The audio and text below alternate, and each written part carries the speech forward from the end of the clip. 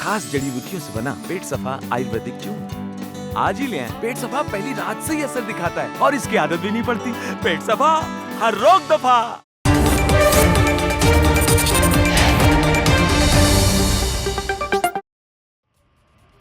नमस्कार, master stroke पे आप सभी का बहुत बहुत स्वागत है। आपके साथ हूं मैं रुबिका लियाकत। इस देश में आप इस बात को समझ लीजिए कि दो ही चीजों में सबसे ज्यादा हिंदुस्तानियों का इंटरेस्ट होता है, दिलचस्पी होती है। एक तो सिनेमा और दूसरी राजनीति।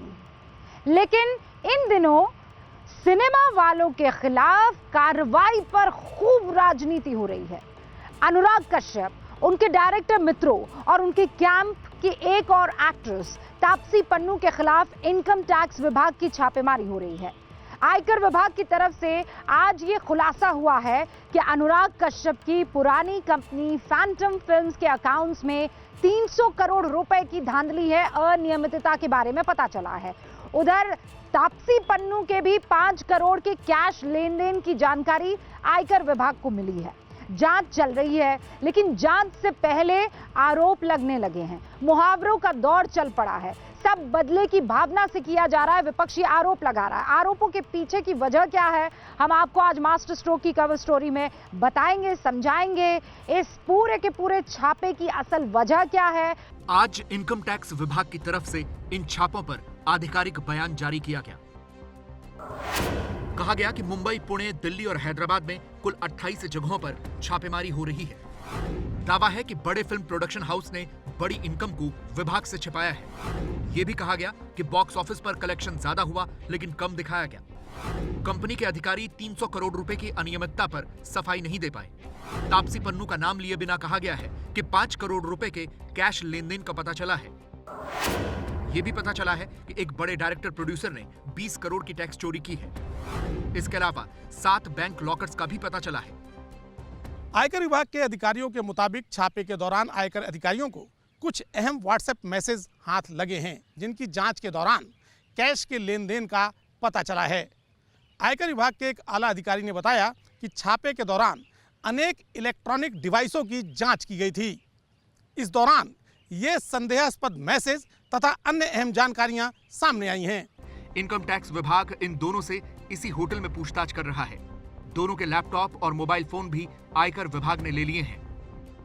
पुणे के कोरेगांव पार्क इलाके के वेस्टिन नाम के इस 5 सितारा होटल में कल से अनुराग कश्यप और तापसी पन्नू से पूछताछ जारी है। इन दोनों से जो सवाल पूछे जा रहे हैं इनकम टैक्स डिपार्टमेंट की तरफ से, उनके जवाब में इन दोनों की तरफ से सिर्फ यही बताया जा रहा है कि उन्होंने जो निवेश किया है या फिर उनके टैक्स के बारे में जो जानकारी है वो उनके सीए के पास है, न कि उनके खुद के पास। इन दोनों से जुड़ी हुई जो प्रॉपर्टीज़ हैं वो ज़्यादातर मुंबई में है, जहां पर कल से छापेमारी शुरू है। लेकिन कुछ प्रॉपर्टीज़ और कुछ निवेश उन्होंने पुणे में भी कर रखा है और वहां पर भी इनकम टैक्स डिपार्टमेंट की जो टीम्स है वो जाकर तफ्तीश कर रही हैं। हालांकि आयकर विभाग को कई सारी अनियमितताएं कंपनी के अकाउंट बुक में दिखी, जिसके बाद ये रेड की गई। फैंटम फिल्म्स के बैनर तले बनी फिल्मों ने कमाई अधिक की, लेकिन टैक्स कम दिखाए गए। फैंटम फिल्म्स के 2011 से 2018 तक के अकाउंट्स पर फिलहाल आयकर विभाग की नज़र है। हमने आपको कल ही ये बताया था कि 2013 में फैंटम फिल्म्स नाम की एक कंपनी बनी थी, जिसमें 4 पार्टनर थे: अनुराग कश्यप, मधु मंटेना, विकास बहल और विक्रमादित्य मोटवानी।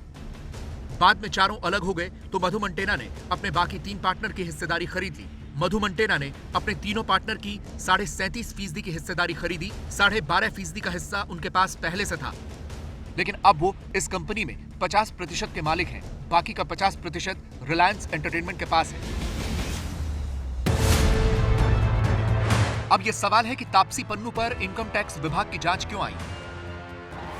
मीडिया रिपोर्ट्स के मुताबिक 2019-20 में तापसी एक फिल्म के लिए 1 से 2 करोड़ रुपए तक चार्ज करती थी, लेकिन ताजा रिपोर्ट्स ये बता रही हैं कि वो अब एक फिल्म के लिए 8 करोड़ रुपए ले रही है। इसके अलावा वो 10 ब्रांड्स को भी एंडोर्स करती हैं। अनुमान है कि इन ब्रांड से वो सालाना 2 करोड़ रुपए तक कमाती है। इसके अलावा तापसी पन्नू के पास 44 करोड़ रुपए की संपत्ति बताई जाती है। अब ये देखिए कि अनुराग कश्यप इनकम टैक्स विभाग के रडार पर क्यों आए। मीडिया रिपोर्ट्स के मुताबिक अनुराग कश्यप के पास 800 करोड़ से ज्यादा की संपत्ति है। अनुराग कश्यप की सालाना कमाई 60 करोड़ रुपए के करीब बताई जाती है। पिछले कुछ समय में अनुराग कश्यप की फिल्में फ्लॉप होती रही, लेकिन शक है कि उनकी कमाई बढ़ती रही, इसलिए वो भी इनकम टैक्स डिपार्टमेंट के रडार पर आए हैं। देखिए, इस पूरे खेल में मधु मंटेना एक बड़ा नाम बताया जा रहा है। उनके पास फिल्म प्रोडक्शन के अलावा टैलेंट एजेंसी है, कौन जिसे संभालते हैं वो एजेंसी कई बड़े कलाकारों का काम देखती है और ये उनकी आमदनी का एक बहुत बड़ा जरिया है। ये कहा जा रहा है कि मधु मंटेना ने 500 करोड़ के बजट में रामायण और 200 करोड़ में द्रौपदी फिल्म बनाने की घोषणा की, लेकिन इतने बड़े बजट की फिल्म के लिए पैसा कैसे आएगा, इस सवाल पर इनकम टैक्स ऑफिसर्स की नजर बनी हुई थी, क्योंकि मधु मंटेना के प्रोडक्शन में बनी पिछली कुछ फिल्में बहुत नुकसान झेल चुकी है। जैसे भावेश जोशी सुपर हीरो महज 1 करोड़ 45 लाख रुपए कमा पाई, मुक्काबाज महज 1 करोड़ 63 लाख रुपए का बिजनेस कर पाई, ट्रैप्ड वो भी बॉक्स ऑफिस पर बढ़िया नहीं कर पाई, 2 करोड़ 85 लाख के आसपास ही उसका बिजनेस था। इसीलिए नजर इस बात पर। और ये बात सही है कि अनुराग कश्यप या तापसी पन्नू केंद्र सरकार और बीजेपी की नीतियों के खिलाफ लगातार सवाल उठाते रहे, आवाज उठाते रहे, मुखर रहे हैं, लेकिन क्या इस तथ्य के पीछे उनके अवैध लेन देन, इनकम टैक्स की गड़बड़ियां छुप जाती है? क्योंकि इनकम टैक्स विभाग ये दावा कर रहा है कि अनुराग कश्यप पुरानी कंपनी के हेरफेर और गड़बड़ियों के लिए जिम्मेदार है। तापसी पन्नू के बारे में भी विभाग के पास बहुत सारी जानकारियां हैं जिसकी जांच चल रही है, लेकिन जांच नतीजे पर पहुंचे उससे पहले विपक्ष का खड़े हो जाना इन दोनों और बाकी इनके समेत 5 लोगों के साथ किस तरफ इशारा कर रहा है? आज सुबह सुबह राहुल गांधी ने कुछ मुहावरों के जरिए इन रेट्स पर सवाल उठाए। ट्विटर पर लिखा कुछ मुहावरे, उंगलियों पर नचाना, केंद्र सरकार आईटी डिपार्टमेंट, ईडी, सीबीआई के साथ ये करती है, भीगी बिल्ली बनना, केंद्र सरकार के सामने मित्र मीडिया, खिसियानी बिल्ली खंबा नोचे, जैसे केंद्र सरकार किसान समर्थकों पर रेड कराती है। 88 साल के मेट्रोमैन ई श्रीधरन को बीजेपी ने राज्य में अपना पायलट बनाने का डिसीजन ले लिया है, लेकिन उनकी उम्र पर बीजेपी के विरोधियों ने सवाल उठाने का मौका पा लिया। लाल कृष्ण आडवाणी जैसे नेता को चुनावी राजनीति से दूर किया गया, ऐसा उनका कहना है। 88 साल के श्रीधरन को ऐसे में कमान सौंपना क्या बीजेपी की अपनी रूल बुक से उसे दूर नहीं करता है?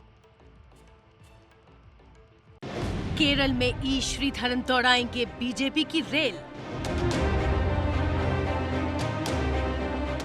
88 साल के श्रीधरन बीजेपी के सीएम उम्मीदवार। केरल में लेफ्ट और कांग्रेस के मजबूत किले को ध्वस्त करने के लिए बीजेपी ने 88 साल के मेट्रोमैन ई श्रीधरन को अपना सेनापति चुना है। वैसे औपचारिक ऐलान होना अभी बाकी है, लेकिन पार्टी ने तय कर दिया है कि वो श्रीधरन को केरल में सीएम उम्मीदवार बना रही है।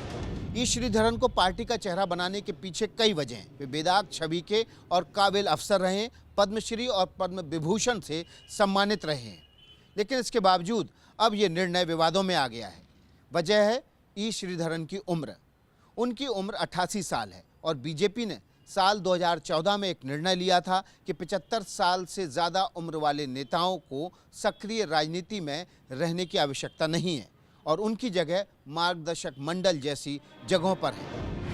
श्रीधरन के बीजेपी में शामिल होते ही उनकी उम्र और बीजेपी के नियमों को लेकर चर्चा शुरू हो गई थी, लेकिन अब उन्हें सीएम उम्मीदवार बनाया जा रहा है तो बीजेपी के पूर्व नेता यशवंत सिन्हा ने पहला तीर चलाया। मैं सही था, 88 साल के मेट्रोमैन श्रीधरन केरल में बीजेपी की ओर से मुख्यमंत्री पद के उम्मीदवार होंगे, तो 75 साल वाले नियम का क्या हुआ? पावर के लिए कुछ भी करेंगे। श्रीधरन की उम्र को लेकर बीजेपी के कटघरे में आने की वजह भी है। पार्टी ने 75 साल वाले नियम का हवाला देकर कई सीनियर नेताओं को एक्टिव पॉलिटिक्स से दूर कर दिया। 2019 में लाल कृष्ण आडवाणी, मुरली मनोहर जोशी, बीसी खंडूरी, कलराज मिश्र, शांता कुमार जैसे नेताओं का टिकट कट गया। पूर्व लोकसभा स्पीकर सुमित्रा महाजन को भी 75 पार करने के बाद चुनावी राजनीति छोड़नी पड़ी थी। आनंदीबेन पटेल ने 75 साल की उम्र पार करने पर सीएम पद से इस्तीफा दे दिया था। लालकृष्ण आडवाणी और मुरली मनोहर जोशी जैसे नेताओं को अगर उम्र का हवाला देकर चुनावी राजनीति से दूर कर दिया गया, तो आज बीजेपी 88 साल के श्रीधरन को केरल की कमान सौंपने के लिए क्यों मजबूर हुई है? ये सवाल विपक्ष भी पूछ रहा है। मैं तो सिर्फ यही पूछूंगी, कहाँ है आडवाणी जी, कहाँ है मुरली मनोहर जोशी जी, अरुण शौरी जी, यशवंत सिन्हा जी, ऐसे तमाम नेताओं की एक लिस्ट है, उमा भारती जी, गोविंदाचार्य जी, ये सब लोग कहाँ हैं? और मुझे लगता है कि मुझसे बेहतर सवाल तो इसका यशवंत सिन्हा ने दिया था, जब उन्होंने कहा था कि 75 पार करने पर अगर आप भाजपा में हैं तो आप मेंटल कोमा में चले जाते हैं। लगता है कि श्रीधरन जी की उम्र इसके परे। Wanted to tell was that I have heard through newspaper reports, media reports that party has announced. Afterwards, I cross-checked with the party president, who said that he has not made any such announcement. BJP पर सवाल भले ही उठ रहे हों, लेकिन केरल में BJP ने बहुत सोच समझ कर ये दांव चला है। क्योंकि दक्षिण भारत की राजनीति में चेहरा अहम होता है, केरल में बीजेपी काफी कमजोर है। वहाँ पैर जमाने के लिए उसे अच्छा चेहरा चाहिए। श्रीधरन की साफ छवि इसमें मददगार हो सकती है। इसके साथ ही श्रीधरन की छवि से बीजेपी को दक्षिण भारत में भी मजबूती मिलेगी। वैसे श्रीधरन बीजेपी के 75+ नियम के पहले अपवाद नहीं है। कर्नाटक के मुख्यमंत्री येदियुरप्पा भी 75 के बाद राजनीति में सक्रिय हैं और दक्षिण में बीजेपी के किले के अकेले पहरेदार हैं। अब श्रीधरन के जरिए बीजेपी एक और किला फतेह करना चाहती है। आपको पता है, किसी भी जिंदगी में या किसी की जिंदगी में 20 साल का अरसा बहुत ज्यादा होता है। और अगर मैं ये कहूं कि वो 20 साल हिंदुस्तान के एक शख्स जिसका नाम विष्णु तिवारी है, उसने जेल की सलाखों में उस जुर्म के लिए बिता दिए जो उसने कभी किया ही नहीं, ऐसे में सवाल सिस्टम से बहुत जरूरी है।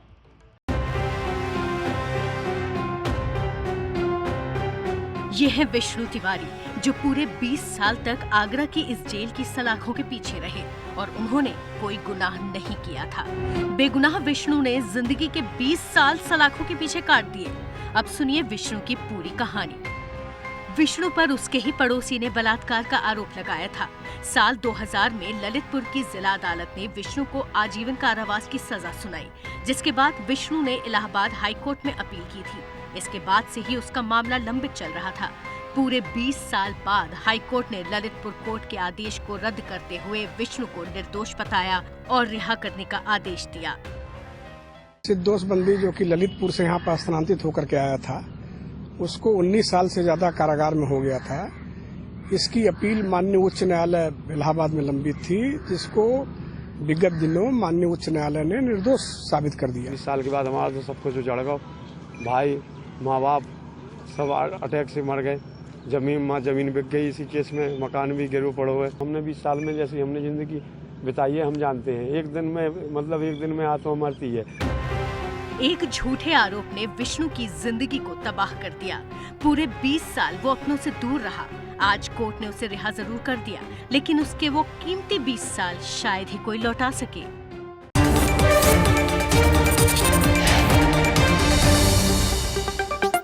अरे भैया, तुम्हें कब्ज है क्या? लोग ऐसी गंभीर समस्या को हंसी मजाक में उड़ाते हैं। कब्ज कहने के लिए तो एक समस्या है, पर 1000 बीमारियों की जड़ है। इसे इग्नोर न करें। खास जड़ी बूटियों से बना पेट सफा आयुर्वेदिक च्यून आज ही ले आएं। पेट सफा पहली रात से ही असर दिखाता है और इसकी आदत भी नहीं पड़ती। पेट सफा, हर रोग दफा।